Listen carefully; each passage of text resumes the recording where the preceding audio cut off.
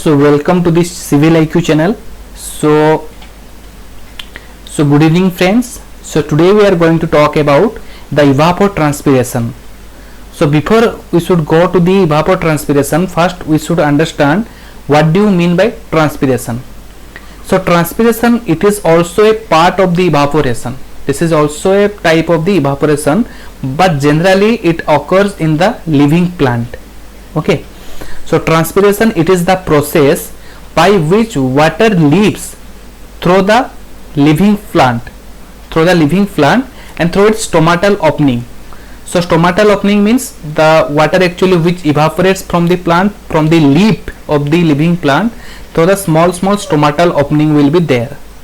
So that is actually, it is also called as plant evaporation. This is also called as plant evaporation. Okay, so transpiration, it is the process by which water leaves the living plants through the stomatal opening. So through the stomatal opening the water will be leave to the atmosphere. Okay, that is called transpiration. And the main difference in between the transpiration and evaporation is that, so transpiration generally it is confined to day hours only, but evaporation it is also occurring during the night also. Okay, and the transpiration, this is the we can show the loss of the water to the atmosphere, and this is generally occur during the photosynthesis process. Okay, so transpiration generally it is occurs during the photosynthesis process. And you have to remember one thing, that transpiration actually it is due to the presence of the sun only. Okay, as the day comes to evening, the transpiration process also minimized, or transpiration process stopped when the day will convert it into night time. Okay, so transpiration is confined only to the daylight hours. Okay, so actually in the transpiration process the plant will draw more water, but it will consume very less water. Okay, it will draw more water and it will consume very less water, and the rest of the water it will directly diffuse to the atmosphere. This is actually the transpiration process. So plant actually it will draw more water from the soil through its roots, and it will consume very less water, and rest of the water it directly diffuse to the atmosphere. Okay, that is called transpiration process. And transpiration actually it is measured by instrument, or by using one device. The device is known as, that is called phytometer. Okay, this is the device by which you can measure the transpiration loss. Okay, so actually this is a cylindrical instrument. And the sides are actually sealed. Side of the cylinder is sealed, and we kept some vegetation which actually simulates the vegetation similar to the earth or in ground. Okay, so first of all we have to find the weight of the container along with the soil. There is some soil will be there in this container. Okay, and we have to find out first weight of the container along with the soil, that is reported as W1. Okay, and then what we have to do, we have to add some water. And we have to identify, or we have to locate the weight of the water we are adding into the phytometer instrument, that is W. Okay, so better we can say the initial weight of the container is W1 plus W. Okay, so after some period of the time like 3 hours or 7 hours, we have to measure the final weight. Okay, we have to measure the final weight of the container, that will be W2. And this W2 final weight is definitely, it will be less than the initial weight, because some of the water will be consumed by the plant and it will be diffused to the atmosphere through the stomatal opening of the plant. That is called transpiration loss. So the final weight of the container, it is going to be less than the initial weight, and we have to measure the difference of the what is the difference of the final weight of the container and the initial weight of the container. That difference exactly it is telling about the transpiration loss, or that is a rate of the transpiration. So if you want to find out the transpiration rate of the transpiration, that is final weight minus initial weight. Okay, because some of the water will be consumed by the plant when some of the water will be added, and that is called this transpiration. Okay, and one thing you have to remember, we have to seal this one, we have to seal this phytometer in the top, so that it will there will be no evaporation process will be start. So evaporation process will be stopped, only we are measuring the transpiration part, how much water will be diffused to the atmosphere through the stomatal opening or through the leaf of the living plant. That is our objective. And that is another term we are using, that is called transpiration ratio. So transpiration ratio means it is the ratio of the mass of the water consumed by the plant during its full growth. Okay, during its full growth, how much mass of the water has been consumed by the plant divided by the mass of the dry matter produced by the plant. Because when the plant will be wilt, the plant will be wilt or the plant will be die, then we have to find out the dry matter, how much dry matter will be produced by the plant. That is called transpiration ratio. And what are the factor they will affect the transpiration? So there is basically three factors which affect the transpiration. First one is called plant factor, second one is called soil factor, third one is called weather factor. So plant factor means the type of plants we have to see, because more is the size of the leaf, more will be the transpiration loss. Okay, and what type of the plant, whether it is a kharif plant or rabi plant, depending upon the type of the plant, the transpiration loss also different. Soil factor means whether it is a sandy soil, whether it is a clay soil. Okay, so it is a mixture, whether it is a mixture of sandy and clay soil. So different type of soil has different types of moisture content. Okay, so more is the moisture content, more will be the transpiration loss, less is the moisture content, less will be the transpiration loss. Weather factor means, so as the transpiration is confined to day hours only, so if the temperature will be high, then more will be transpiration loss. Okay, so in the summer the transpiration loss is more as compared to the winter season. Okay, there is various factor. Next we are going to talk about that is the thing we are talking about, the plant factor. What is the type of the plant, whether it is a rabi plant or kharif plant, what is the stage of the plant is in which stage. Okay, because whether it is sowing stage, whether it is a harvesting stage. Okay, that different type of stage of the plant growth is there. A type of the leaf structure means if the stomatal opening size will be more, then transpiration loss will be more. Okay, so take the example of banana and mango. So banana leaf size is very big as compared to the mango leaf size. So in banana stomatal opening will be more larger than compared to the mango leaf stomatal opening. So in banana more transpiration loss will be there as compared to the mango tree. So soil factor we will talk about. Soil factor means what is the type of the soil. Whether it is a clay soil is that transpiration loss will be less, because in clay soil the void ratio will be it will very less, more it cannot be consumed more water. Okay, so type of the soil. Second factor it is affecting, that is called moisture content of the soil. If the moisture content of the soil will be more, then the transpiration will be more. More with the transpiration. We are only talking about the transpiration here. We are not going to talk about the evaporation. So more with the moisture content, there is more chances that the plant can extract more water and it will diffuse more water to the atmosphere. If the moisture content of the soil will be less, then there is transpiration loss will be also less. Third, we are going to talk about the porosity and permeability. So if the soil will be less permeable, less porosity, so the plant will have a very difficulties to extract more water and it will diffuse to the atmosphere. So less is the porosity, we can say the transpiration will be less.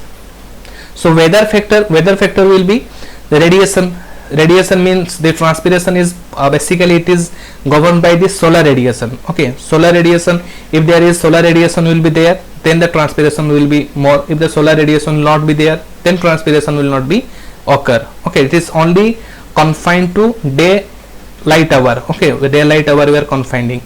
Then it is temperature. So temperature, if the more is the temperature, okay, more is the temperature, then more will be evaporation, or and transpiration is the part of the evaporation.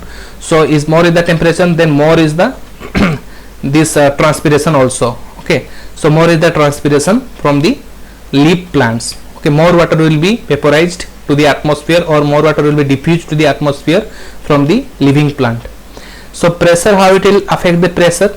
So if you go to the high altitude, the pressure will decreases. In high altitude, pressure will decreases.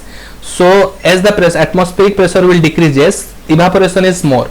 So transpiration is also the part of the evaporation. So as the pressure will decreases, so the transpiration also increases. Okay, transpiration or the loss of the water through the living plant increases.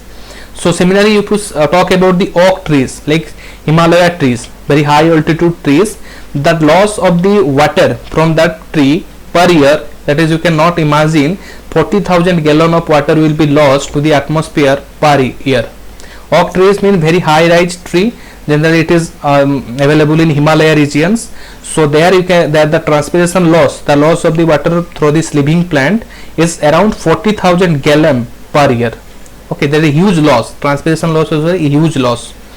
Second, the next factor which affect, that is wind. Wind means if the velocity of the wind will be more, then more will be the loss in transpiration loss also will be more. Okay, so velocity of the wind will be more, means it will, the transpiration loss also will be more. Humidity means moisture content. If in atmosphere the moisture content will be more, means the transpiration loss also will be less. So if there is less moisture content will be in the atmosphere, more is the transpiration loss. If more moisture content in the atmosphere, less will be transpiration loss. So there are basically, these are more factors which affect this transpiration loss from the living plant. Now we are more going to talk about the evapotranspiration. Why actually evapotranspiration is very important? Because you see, the land is, most of the land are covered by the vegetation. So these are the these are the land and these are the vegetation. Okay, these are the vegetation. So most of the land are covered by the vegetation. So rather we will find out separately evaporation and transpiration.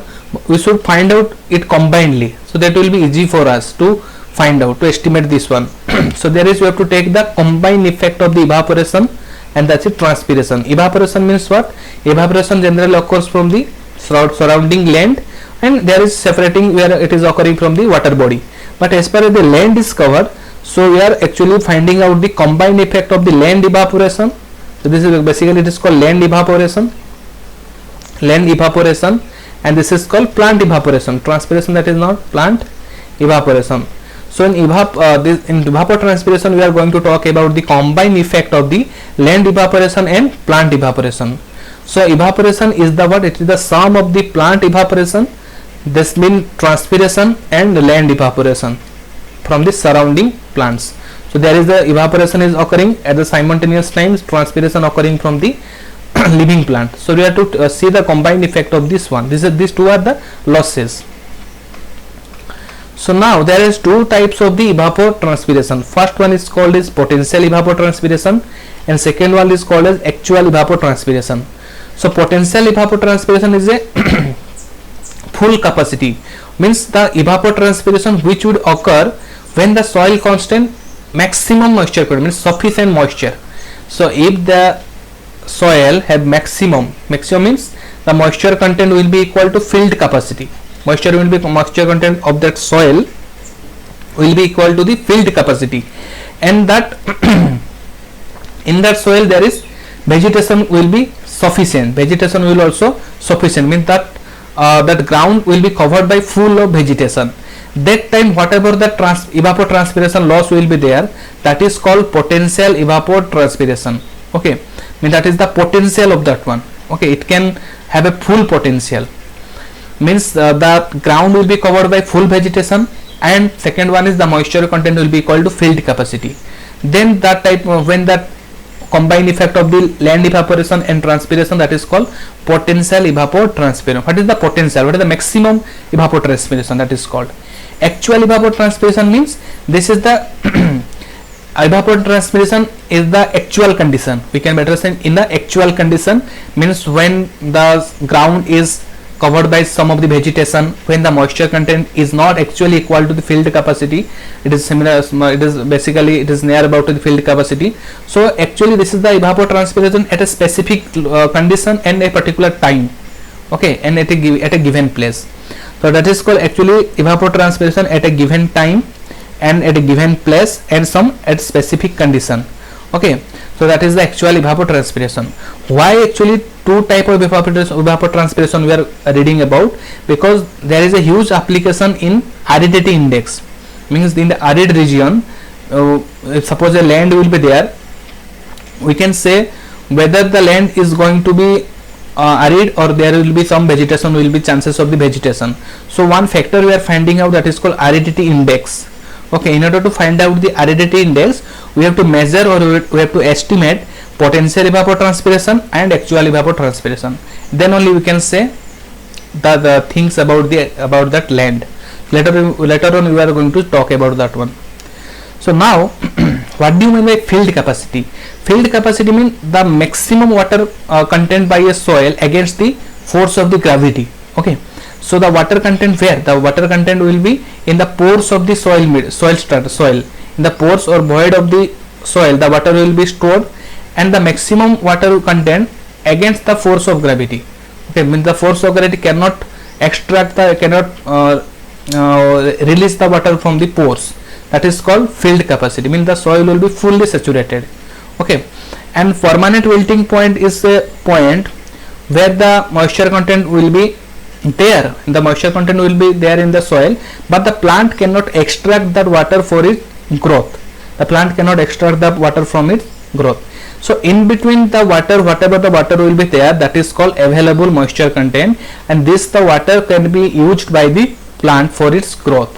So this is the water will be used by its plant's growth. So that is the difference between available moisture is the field capacity minus permanent wilting point. So there is some relationship or exist in between the potential evapotranspiration and actual evapotranspiration.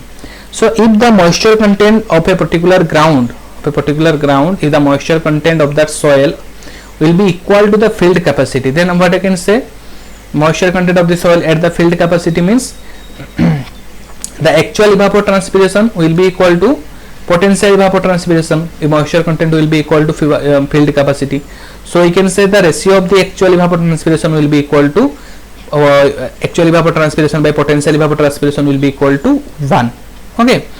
If but in suppose there is a second chance will be there, if the moisture content will be fall below the field capacity, if moisture content of that soil is less than field capacity, then we can say actual evapotranspiration will be less than the potential evapotranspiration. Actual evapotranspiration will be less than the potential evapotranspiration, means there is the plants start wilting, okay. There is the plant will not get sufficient amount of water, cannot extract sufficient amount of water for its growth period. So now if the moisture content will equal to the permanent wilting point, then what will happen, the plant cannot extract the water, because the water, if at all the water will be present, the plant cannot extract the water, means we can say actual evapotranspiration means actual evapotranspiration will become equal to 0. Actual evapotranspiration will be equal to 0. So that is the case when the plant starts wilting or plants die, when the actual transpiration ratio will be equal to 0. This is the case for the sandy soil, but there is, if you talk about the clay soil, so these relationships are satisfied when the moisture content will become half of the field capacity, okay. So in clay soil what will happen, in clay soil the loss will be very less, because clay can contain the water for more period of the time, because as that void ratio we can say in clay soil porosity will be less, So the moisture content, if at all it will be equal to the half of the field capacity, then also the actual evapotranspiration and potential evapotranspiration will be equal to 1. So if somebody will ask you what is the range of the actual evapotranspiration, the range of the actual evapotranspiration, that is 0 to 1. It will rise between 0 to 1. Okay. So now how can estimate the evapotranspiration? How can estimate? So there is some empirical equation we are using and some instrument, some device we are using in order to estimate the evapotranspiration. So evapotranspiration estimation means we have to estimate actual evapotranspiration and potential evapotranspiration. So actual evapotranspiration can be measured by using one Lessimeter instrument. This is a device by which you can estimate the actual evapotranspiration. But this empirical equation, this empirical formula that is called Pohnmann's equation and Benny-Cradle formula, that is actually used to estimate the potential evapotranspiration. Okay. So Lessimeter is a device, or just say a cylinder in which the diameter of that one is 60 to 90 centimeter dia. Okay, in which some plants are kept, and then some volume of the water will be added into this container, and there is actually one chamber has been made in which the excess amount, the infiltrated water which actually going through the strata of the soil, and the excess amount of the water will be collected in a chamber. Okay, this is the excess amount of the water will be collected in the chamber. So evapotranspiration will be measured at a period of the time. Immediately it is not measured. After some period of the time we have to measure the loss. So evaporation is continuously occurring from the surrounding soil, and the transpiration is occurring from the plant.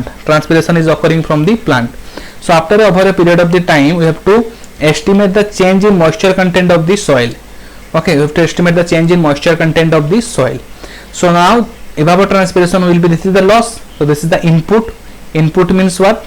The water we are adding to this soil, and there is some water will be collected in the chamber, excess water will be collected, and we have to find out the moisture content. So input I minus output minus change in moisture content, that is actually it is called evapotranspiration of the soil, evapotranspiration of that particular soil.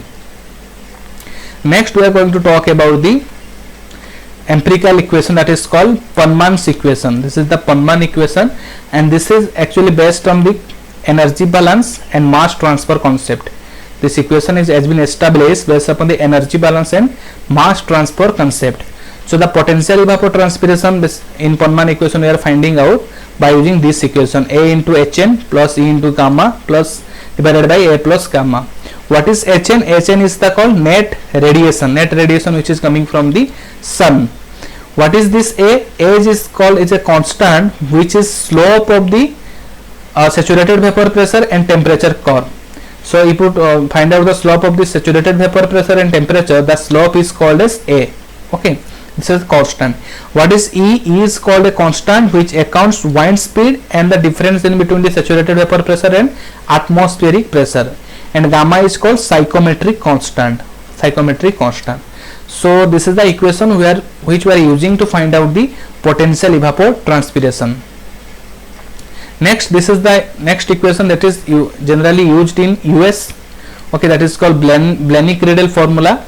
Okay, so Benny-Cradle formula actually that is used to estimate the potential evapotranspiration in daylight hours only, and this is the empirical formula. So this is kPtm by 100, and this K is called as Croft factor, or this is called conjunctive use factor, and P is called percentage daylight hours in a month. Okay, how in a particular month how much percentage daylight will be present. Okay, that is called percentage daylight hours in a month. What is Tm? Tm called monthly temperature in Fahrenheit. We have to Fahrenheit. And Cu is what? Conjunctive use is what? This conjunctive is a term which actually it is basically it is a loss. Okay, it is a basic loss, and this is called loss by evapotranspiration. So conjunctive use basically it is called as evapotranspiration loss only.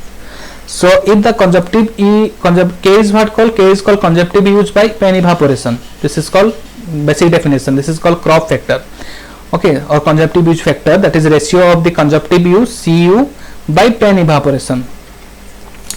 So now if the conjunctive use will be equal to evapotranspiration, if the conjunctive use will be equal to evapotranspiration, then water consumed by the plant is neglected. Okay, then the water consumed by the plant will be neglected. But if the conjunctive use, that is actually more than evapotranspiration, then we can say the water consumed by the plant is considered.